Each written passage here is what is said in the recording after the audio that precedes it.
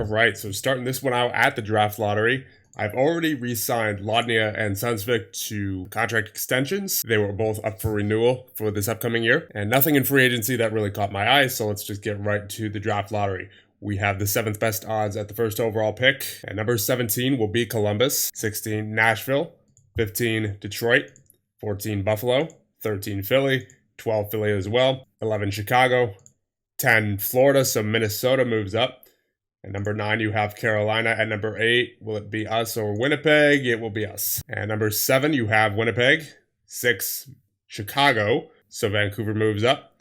Number 5, you have Anaheim. 4, Arizona. 3, Seattle. And at number 1, Vancouver. All right, here we go. Time for the draft. And with the first overall pick, the Vancouver Canucks take Connor Bedard. Minnesota Wild take Quentin Musty, 2nd overall. So Michkov drops to at least number 3. And will he go with number 3? Yes, he does, to the Seattle Kraken. So here we are at our pick at number 8. There are two-star abilities available in Jaeger and Fantilli. There's also Dvorsky here. He got the same potential as Jaeger does. A little bit less ability, but I like his offensive ratings better, honestly. I think the personality just sold it for me. If Dvorsky is on your roster, controversy will follow. Compared to Jaeger, he's comfortable in new surroundings and tends to stay out of trouble off the ice. So I think that's a pretty clear-cut decision there. Jaeger, welcome to the Nova Scotia Supernovas. I think next I'm going to take Otto Stenberg. I've been debating between him and Dominic Peter, but I do give the slight edge to Stenberg, partially because of his speed at 16 compared to 13 for Peter. Although Peter is the better puck handler, I'll give him that. So I think I'm going to take Stenberg here, but if Peter's available with the next pick, definitely taking him. And it just so happens that he indeed is available with our next pick, as I believe this is Calgary's pick that we obtained from them earlier. So yeah, Dominic Peter, welcome to the Nova Scotia Supernovas. Ooh, Daniil Boo, he sticks out here in the 3rd round with that passing at 16. Yeah, I think I gotta take him. There's no question. Because the next best player is Leo Carlson, and I mean, he's okay, but he doesn't have the offensive category that Boo does. We need defensive prospects pretty badly. I mean, we have Yurichek,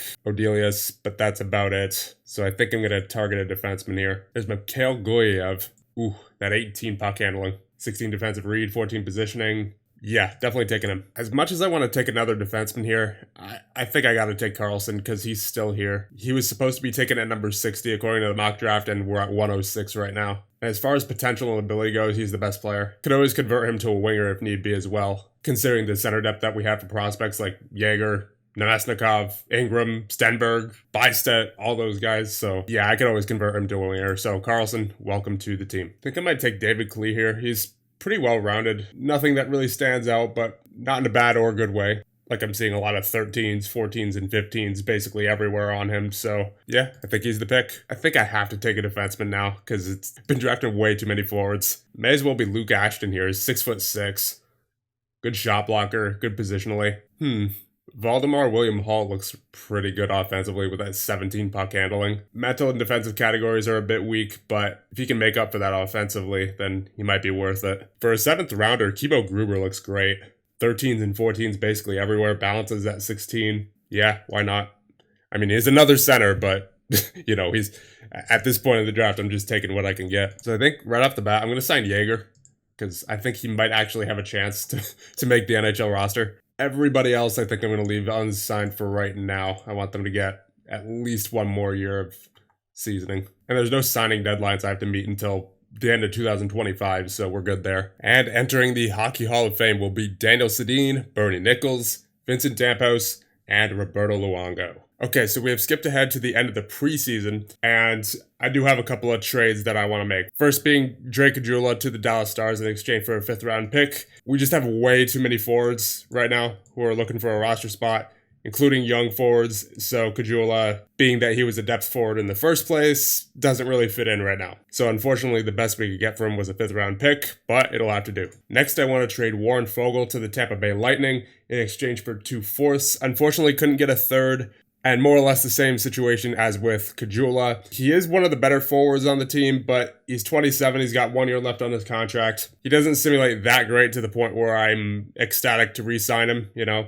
And I'd rather give his ice time to guys like Jaeger or Nemestikov, Peterka, or any of the young guys that are up and coming. So that's why Fogel's on his way out. I think we're going to trade Sunsvik as well. And normally I would hold on to him, except he hasn't really grown much in the time that we've had him. He has competition like Ingram, Nemestikov, Jaeger, who are all ahead of him on the depth chart. Then you have guys like Lekarimäki, Bystedt, Stenberg, who are right behind him, and they're all significantly younger than he is. So if I could get something decent, like a second round pick back from him, I would imagine I could, given his age and his potential. I would say a second or third round pick is reasonable for him. Then I would be happy with that, because with our center prospects the way they are, we have a lot of them. I don't think we need Sunsvik. Yeah, we can get a second round pick for him. Granted, we are taking on the contract of Darcy Kemper, who is making 5.5, but it's only for 1 year. And we actually do kind of need to get some more cap space onto our team anyway. So Sunsvik to Colorado for Kemper and a second. Offer that trade. All right, so Tampa has accepted our offer. Warren Fogle for 2 fourth-round picks. And Colorado has accepted our offer as well. Sunsvik for Kemper and a second. There it is. And with that, here is our roster heading into year number 3. We have Swayman and Kemper in goal. On defense, you have Graves, Pesce, Liljegren, Fabro, McNabb, Juricek, and Odelius. And forward, you have Verhaeghe, Pearson, Pajot, Corrali, Saad, Lodnia, Goudreau, Lowry, Sanford, Jaeger, Nemestikov, Moore, Peterka, and Ingram. Ooh, Dante Fabro out 9 months with a ruptured disc. I think I might send Nemestikov back down to the OHL, because coach can't seem to make up his mind between him and Ingram as far as who goes in. Because given that they're both the lowest current abilities on the team, coach is going to switch back and forth between them. And I would really rather not that be the case. So I think I'm just going to send Nemestikov down to the OHL, because he doesn't seem to be succeeding here much anyway with that 55 offensive grade. I want him to be a real good player, and we can't send him to the AHL. So yeah, just go back to Sarnia for a year. So we're on January 1st now, and we're somehow second in our division. 1 point behind first. This team continues to surprise me. So I suppose let's take a look at the stats and see why that is. So Pearson and Pajot both have 40 points in 41 games. Lodnia has 29 and 34. Good to see his success carrying over from last season. Moore with 24 and 35. Corrali with 24 and 36. So a lot of depth scoring. Definitely different from the past 2 seasons, that is for sure. Juricek, the rookie defenseman, with 19 points in 35 games. I believe he leads the defensive core, actually. Yeah, he does. And then what about in goal? A 906 for Kemper and an 896 for Swayman, really. That's not like him. At least not like the past 2 seasons anyway. So that's interesting. Even though Swayman is having an off year, the team itself is doing very well. So I suppose you could attribute that to our offense, because you can't really attribute it to Swayman right now. And I mean, Kemper's doing better than Swayman for sure, but he's not like carry us to the top of the division good right now. So I guess it's our offense. Let's see team stats. So yeah, we're 7th in the league for goal scoring right now. Goals for per game, 3.49. And then goals against per game, we're 21st with a 3.41. We're good at face-offs, that's for sure, 53.5.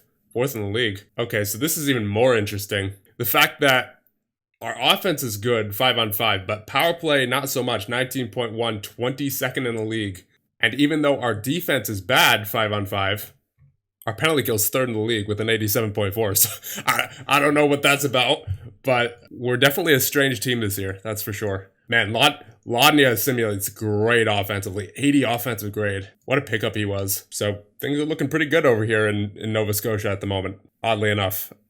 I honestly, I didn't expect to have this kind of record at this point in the season. I mean, we'll see how the rest of the season goes. We're only halfway through, but good signs out of the first half for sure. But then again, you have a struggling Swayman, a hot penalty kill, a struggling power play, but a good 5-on-5 offense. Like I said, it's a strange team. So we're on February 7th now, and in just over the span of a month, we've gone from almost first to almost last. And not only that, but look who has gone down with an injury. Brandon Saad, the captain, 31 points so far on the season, down for 3 to 4 months rest of the season. Yeah, it's not looking good. We better start unloading some assets here. All right, so I got 2 trades lined up here. One is going to be Brett Pesce at 35% of his salary retained to the Dallas Stars for a 3rd-round pick for this year. And the second one is going to be Zach Sanford at 50% of his salary retained for the next 2 years to Montreal in exchange for a 3rd-round pick for 2025, so that's next year. Actually, we have to take a player off their hands because they would have 50 contracts. And so if I add Brad Hunt to this, it's very likely they'll accept. So I could probably get some more out of this, honestly. Yeah, I could get 2 fourths as well. So a third and 2 fourths and Brad Hunt for Zach Sanford at 50% of his salary retained. And both trades have been accepted. Dallas accepts and Montreal accepts. Boom, there you go. And boom, there you go. Well, to make matters worse, Timothy Liljegren has now gone down with a 4-month injury. So this team is really hurting right now.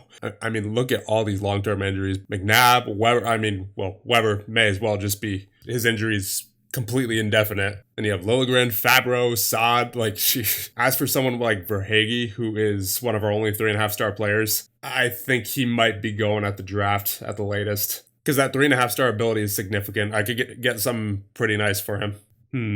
This is a very interesting trade here. So you have Carter Verhaeghe at his 7th to Philly for Ryan Ellis at 30% of his salary and a first. Ryan Ellis has got the 3-star ability. However, he's got a major injury, indefinite. He's out for, 302 days, and it just happened the other day. So he's out well into next season. But that first-round pick, I don't see why I shouldn't do this. I mean, they're looking for a left winger. We're looking for draft picks. It's perfect. So yet another player goes on the injured reserve list. And as a result of that, I have to go into free agency to sign a forward. But luckily, there's some pretty good ones. You got Taves, Bluger, and Walker. I think I'll sign Walker. I don't need anyone like Taves or Bluger at the moment. Just need someone to fill in for a year. And I think that is everything I wanted to do at the trade deadline. So I guess let's just advance to probably the end of the playoffs, considering we are almost definitely not making it. Because when you look at the wild card, we're 12 points back. This is a very ugly season for your Nova Scotia Supernovas. Wow, this team is tanking hard. We just won our first game in over a month against Ottawa right there. Every game before, loss. And then get back to February, loss. Our last win was February 20th against Washington, and it is now March 22nd. Yep, we finished last in the league, 33rd out of 33 teams, 28, 46, and 8. Yikes. That's terrible.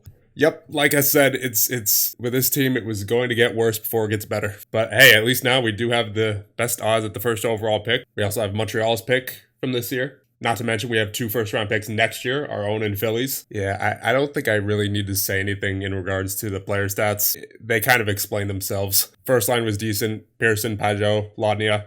Everyone else, in goal, considering the team, Swayman did all right.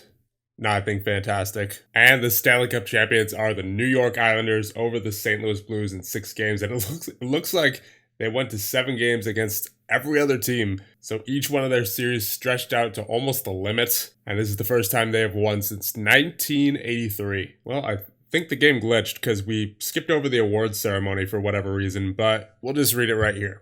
So we got Brock Nelson winning the Conn Smythe, Villalta wins the Vezina, Shea Theodore wins the Norris, you have Damon Hunt winning the Calder, Ken Holland wins the Executive of the Year, Barkov wins the Selke, Draisaitl wins the Maurice Richard, Connor McDavid wins the Art Ross, Rodrigue wins the Jennings, McDavid wins the Lady Byng, John Carlson wins the Bill Masterton, Brock Nelson wins the Mark Messier Leadership Award, McDavid wins the Ted Lindsay, the Jack Adams goes to Dave Tippett of Edmonton, and David Jiricek made the all-rookie team. And now we do have a trade proposal from Buffalo for Barclay Goodrow, Charlie Wright. At first I thought that was Shane Wright, because considering they do have Shane Wright as well, so at first I thought it was actually Shane Wright, so I sort of had to do a double take there, but honestly I still might want to take that just to get Goodrow's contract off the books, because it's not that expensive, but it's a 4-year deal with a no trade clause on it, and he's 31, so he's gonna be 35 by the time it expires. I think I might want to take that. Yeah, I'm doing it. All right, so it is June 23rd. I've approached these 5 prospects with contract offers from Peter to Klee. These 4 players are not being re-signed. You have Darcy Kemper, Brad Hunt,